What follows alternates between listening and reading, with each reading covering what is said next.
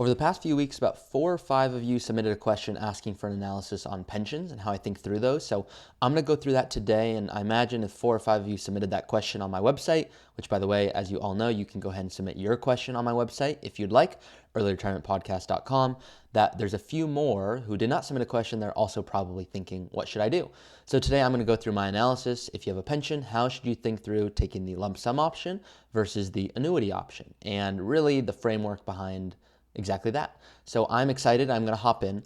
I'm going to change the format of the show a little bit. If you've been listening for some time and you like it, are you going, Ari, are you going to screw it up on me? I promise I'm not. Only trying to think of ways to improve, because I asked all of you, hey, what do you want more of? And you guys said, I want more case studies. I want more real life examples from current clients. And I really want to make sure that I know exactly what I'm planning for with an early retirement, because there is, of course, a lot of nuance if you're going to retire before 65. And one, never run out of money. But number two, make sure you don't leave anything on the table. Most of you listening, it's not, I don't know what a 401k is. It's, I know what it is. Help me optimize it so that I don't leave anything on the table. So if you don't already know, I have an ebook, and we're going to get into the pension in just a second. I can't wait. But at the same time, I do want to go through this, which is every time I ask you guys to download my ebook, I'll say, what's something that you're looking forward to never having to deal with again once you're retired? And I'm not telling you guys these responses just to scare you or say, oh my God, that's so sad. But these are real life examples from people who submit to download my ebook. So I'm going to tell you them as well as go over the review of the week. So the first one comes from someone who I'm always going to use a pseudonym, by the way. So I'm just going to call him John. And his comment of something he's looking forward to never having to deal with again once he retires is never having to pull out my laptop to catch up on work after family has gone to bed. So I don't know if that's something that resonates with all of you guys or just a few of you, but that is the one that I picked this week. And the review of the week, I'm just pulling up on my phone, so sorry for the delay real quick. This one comes from GLDNBY5150, who says, awesome podcast for those looking to retire early. My wife and I listen to Ari's podcast each week, so I imagine that's some dinner conversation if you guys talking Roth conversions and other things. Tons of useful information. You don't need to be an expert to understand it. That I'm happy to hear. I've never heard a financial expert that advocates the benefits of an early retirement.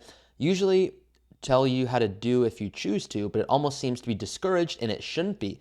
It's attainable if you plan ahead. This podcast tells you how to do that. So thank you so much for that comment. I appreciate it. And you all probably know my joke, and a lot of you are in the health field who listen to this, but don't be offended by what I'm about to say. But when I went to a doctor a few weeks ago, actually a few months ago now, because I've given this example a few times, I said, hey doc, I know that sounded great. I think you think that sounded great. I have no idea what you just said. Okay, so talk to me like I'm 5. And I didn't do it in a degrading way in any way, but I literally didn't know what he was talking about. And so oftentimes when I'm interviewing new advisors to join our firm, I'll ask them to explain it to me like I'm 5. And if they use big words that I understand but clients won't, then what good is it? So I am glad that this is resonating. I do want you to go, wow, this makes perfect sense. Like I'm worrying less about money because I understand how these things work. So with all that being said, I'm going to hop into today's topic. For some of you, this won't be a huge decision because everything doesn't rely on your pension decision, whether it's lump sum or annuity. Maybe you've got 1 or 2 or 3 or 5 million bucks, and you just want to make sure you make the right decision with your pension regardless, so you don't leave anything on the table. For others, it is everything, where they don't have a ton of investments, and whether they take that lump sum or annuity is really going to make or break their retirement planning, and especially if you want to retire early, there's nuance, as you can imagine.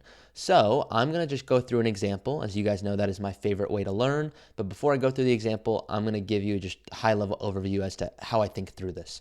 So I'm going to give you an example, but once again, the high-level overview is the following. When you have a pension, you have an option, and there's interest rates and other things involved that we'll talk about, but mainly you have the option to say, do I want a guaranteed income source for the rest of my life? Do I want my spouse to have a guaranteed income source? Or do I want to take a lump sum option? And we have to ask ourselves, what is going to put the most amount of dollars into our pocket at the end of the day? And that's really what you're asking yourself. Now, on top of that, there's what's called the financial answer and then the real life answer. And more often than not, the lump sum tends to make most sense if you're open to investing well. If you're not open to investing a certain way, then more often than not, it can make sense to take the guaranteed income option, also known as the annuity option, because you don't have to worry about what markets will do. Now, you have to worry about inflation and other things if you don't have a cost of living adjustment, but you do have the ability to say, you know what, I don't want to screw this up. I'm going to take the guaranteed income option. I know, God forbid, if something happens to me, my spouse would be okay, or I just am going to elect the larger benefit for myself. And if I pass away, it goes away, but I understand there's a risk there. I'm okay with it because I don't want to invest a certain way.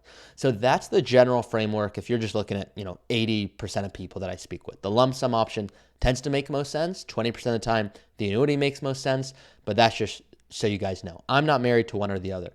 Let's look at an example to understand this. So this is a real client example that I'm going to walk through. And someone came to me and they said, Ari, I have the option. I could take a lump sum balance of $1 million from my pension, or I could take an annuity with a lifetime payment of $4,350 a month. So we get these real life case studies that come to, you probably all know my partner, James Knoll, by now. And if you don't, he is the president of Root Financial Partner. I'm the vice president.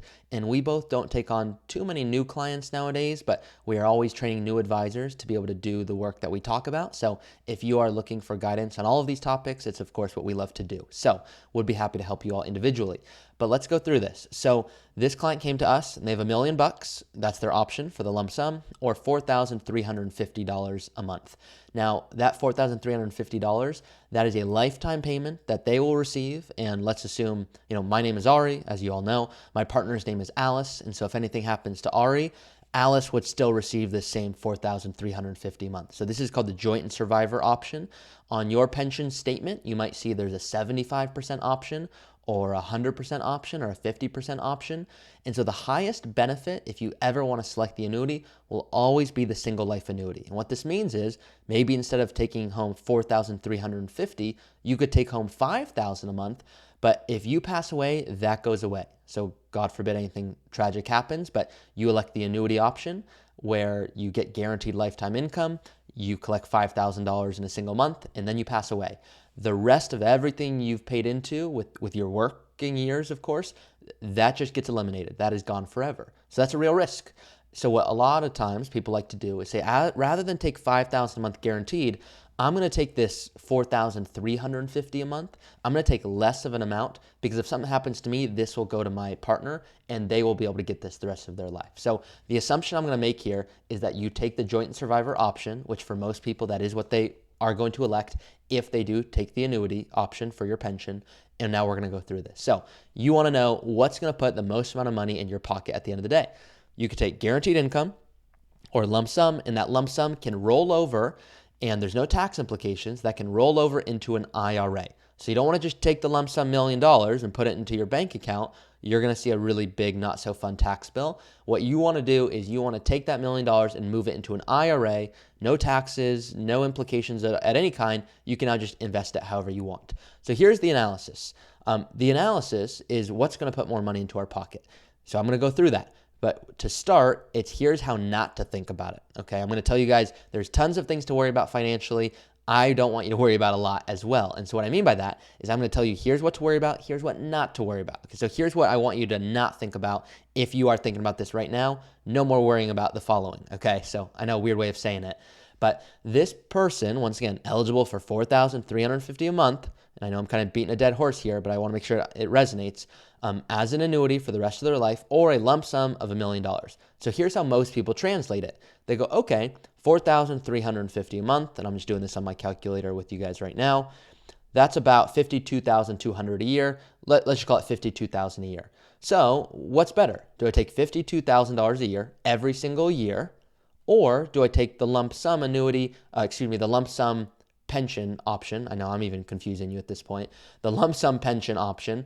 And what's going to do better? Well, if we took $1 million, some people will say, Ari, I've heard about this 4% rule.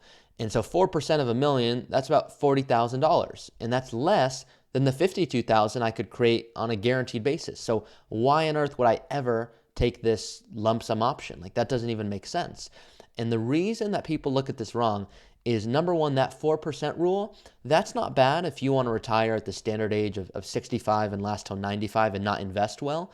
But that 4% rule, the reality is you can do a whole lot better than that. So if you invest well, you can reasonably take out between 5.2 to 5.6% of your portfolio, and you won't run out of money for not 30 years, which is what the 4% rule is based on, but especially if you want to retire early.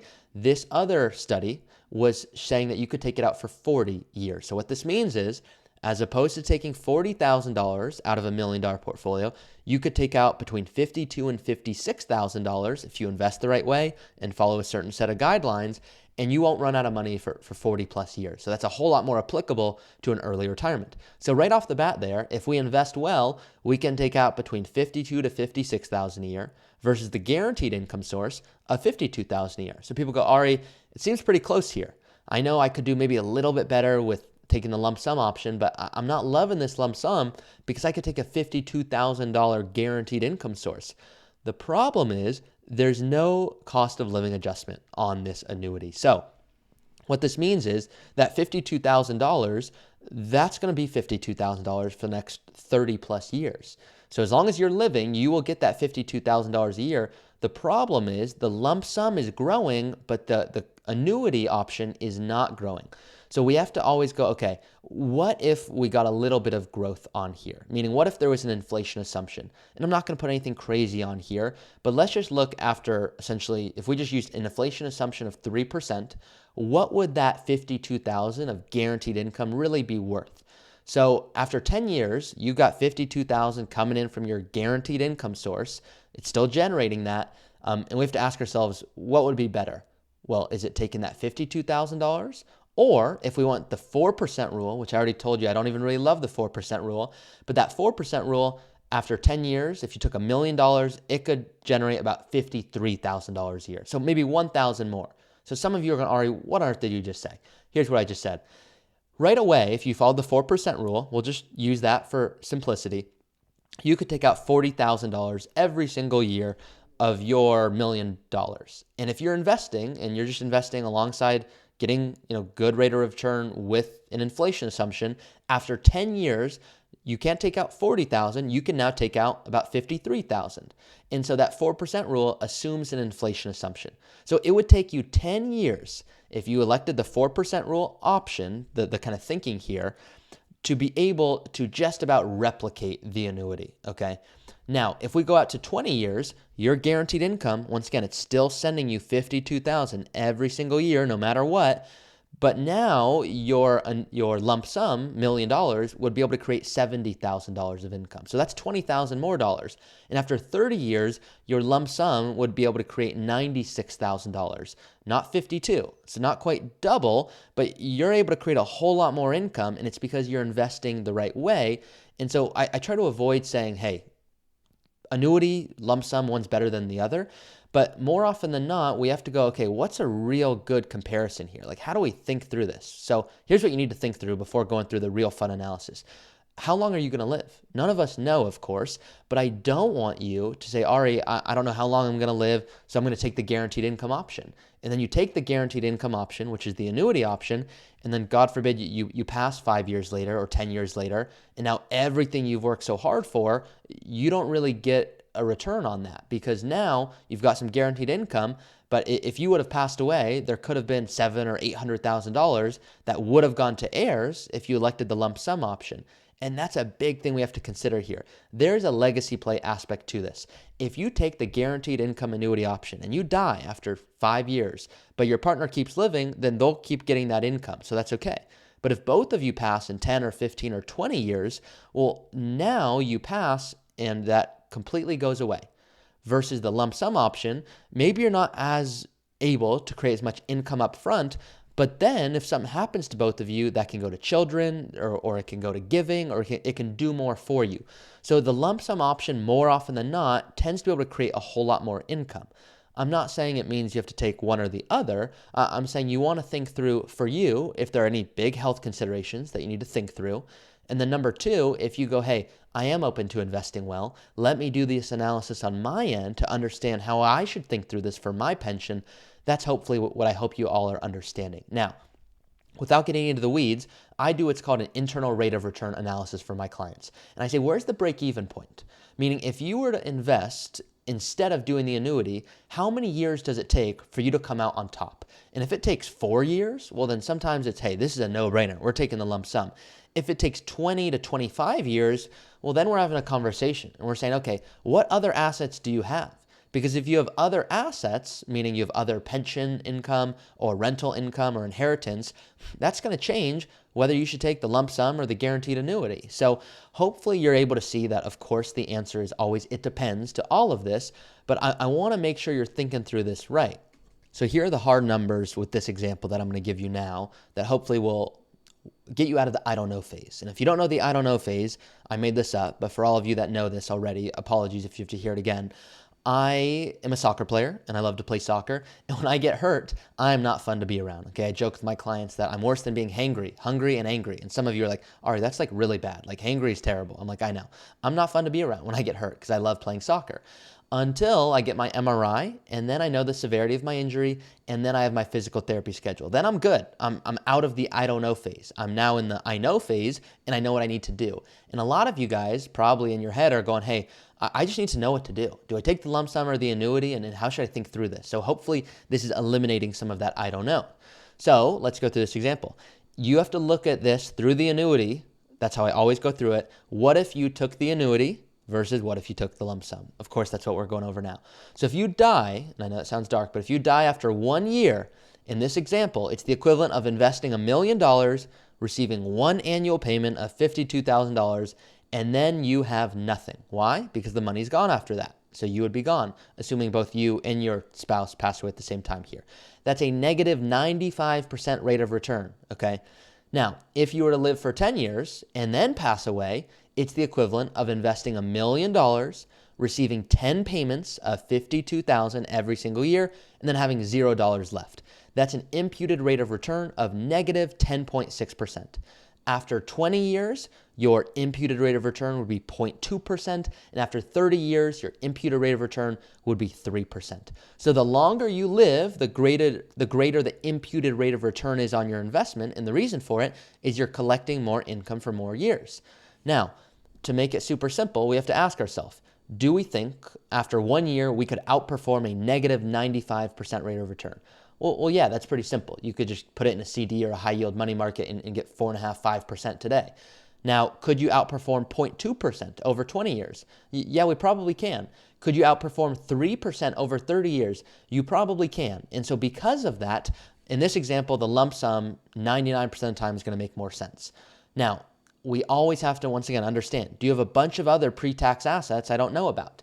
Do they have $2 million in a separate IRA or beneficiary IRA? Because if they do, we always want to make sure when we're looking at tax planning, once again, if you retire early, and you guys know my cauliflower example by now, but you might have very low income. And you can say, that's amazing. I don't want to eat any vegetables.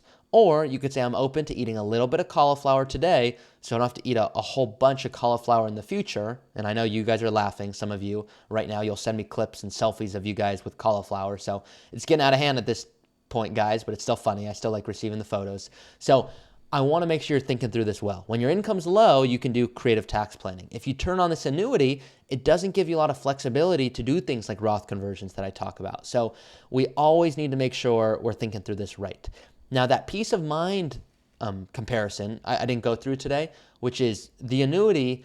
It's not just some magical guarantee because there's no cost of living adjustment. But if your annuity option, does have a cost of living adjustment, that's something we want to factor in. Because if you're going to sleep a whole lot better, knowing that you or your spouse is going to have guaranteed income for the rest of their lives, you have to take that in consideration, which this imputed rate of return is not going to do. So I mentioned this early on, but I'm hiring a bunch of new advisors. James and I are working on this as we grow the firm. And there's a lot of people coming to us who have awesome financial answers to my questions, but less of the life answer to questions. So they'll look on paper and say, hey, this is a no-brainer. Like, this person should take the lump sum. What they don't know is that their spouse doesn't want to talk about finances at all. And if something happened to them, you want to make sure that they have guaranteed income and don't have to worry about how they're going to create investments, especially if they don't want to work with an advisor or if there's something else at play there. So it's the financial answer and the life answer, which I hope you guys are able to see. This was, once again, just kind of my overall assessment of how to think through this. Now, with interest rates, I'm just going to talk about this for a little bit, and then I promise that's all I have on today's topic, is if lump sum, here's how to think through it. Let me say it this way. It would be one thing if the lump sum and annuity increased the same every year. Okay, that'd be very easy, but they don't. In fact, more often than not, they move in opposite directions. So when interest rates go up, your lump sum balance goes down. So what that means is that $1 million I just said earlier, if your lump sum decreases by 20%, maybe you don't have $1 million anymore and you would have $800,000. And so now if it went down by 20%, I need to do the analysis again. And I need to ask myself, does it make sense? Do I work one more year so that interest rates are in a different spot? So when I collect the pension, my balance is at a healthier spot.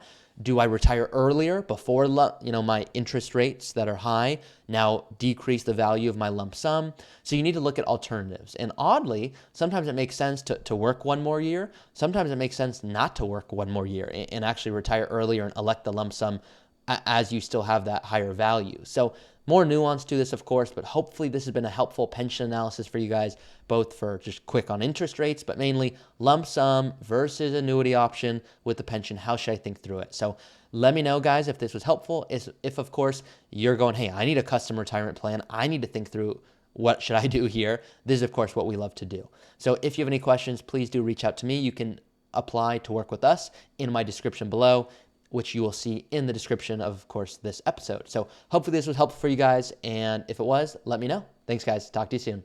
Thank you for listening to another episode of the Early Retirement Show. If you have a question that you want answered in a future episode, you can always go to my website, earlyretirementpodcast.com. That's earlyretirementpodcast.com. And you can go ahead and submit a question that I'll look to answer in a future episode. Thank you all for listening. Please do rate it, review it, and share it with someone who you think would benefit from this information. If there's anyone out there that you know, I certainly appreciate it, and I will see you all each week. Hey guys, it's me again. Please be smart about this. Nothing in this podcast should be construed as financial, tax, or legal advice. Consult with your tax preparer or financial advisor before taking any action. This podcast is for informational purposes only.